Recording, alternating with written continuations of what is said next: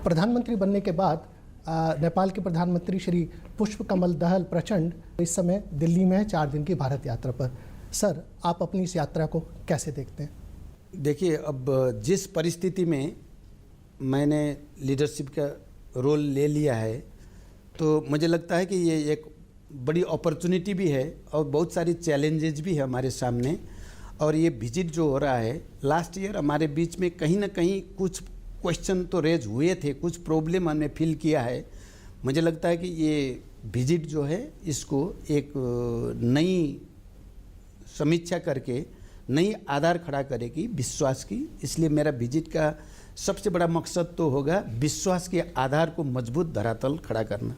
इसके अलावा सर, किन किन मुद्दों पर आप चाहेंगे भारत के साथ बातचीत करना? सबसे बड़ी बात तो ये है कि विश्वास की वातावरण बनाने के लिए पहले जितनी भी सहमति समझदारी हमारे बीच में हुई है बायलैटरल रिलेशन के और इकोनॉमिक कोऑपरेशन के क्षेत्र में जितनी भी समझदारी हुई है, वो समझदारी के मुताबिक काम को आगे बढ़ाने की ज़रूरत है।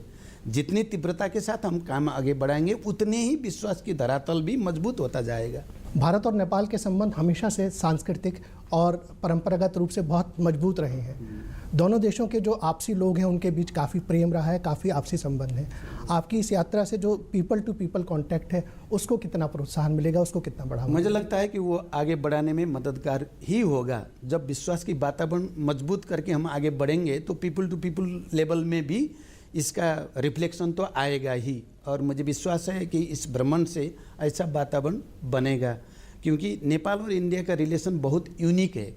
इसकी तुलना किसी के साथ हम नहीं कर सकते हैं। हमारी हिस्ट्री, हमारी कल्चर, हमारी ज्योग्राफी, हमारी इकोनॉमिक रिलेशन, सारी चीज़ें, हमारा रिलीजियस रिलेशन, ये सब को देखते हुए ये बहुत यूनिक है। इसलिए इसका कोई तुलना नहीं हो सकता है। मुझे लगता है कि अब इतना नज़दीक होने के चलते कभी कभी इश्यू भी फिर थोड़ा कॉम्प्लेक्स होकर के भी आता है।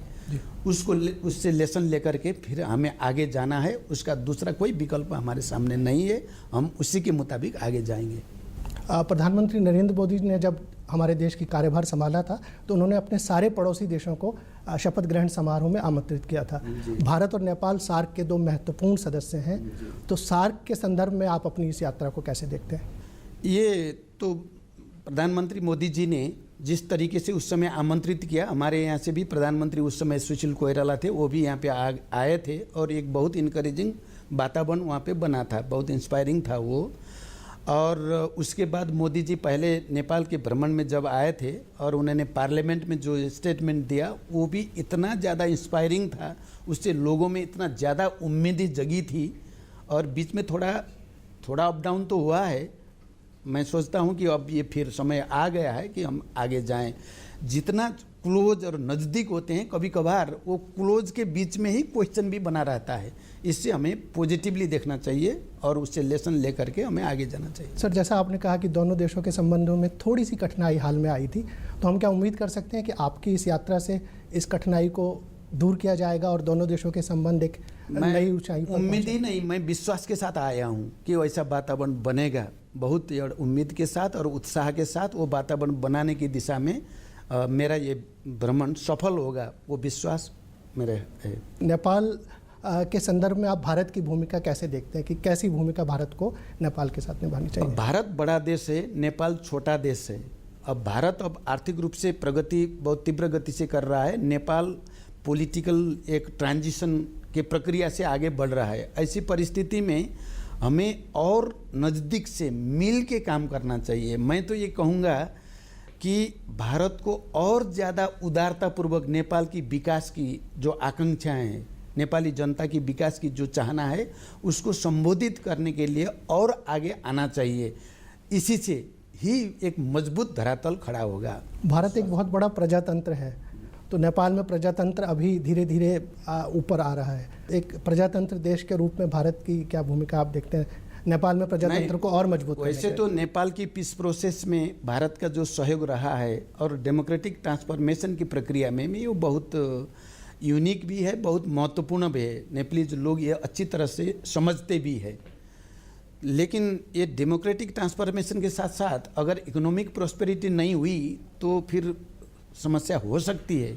अब हम चाहते हैं कि हमारी होल एफर्ट इकोनॉमिक डेवलपमेंट की ओर आगे आए।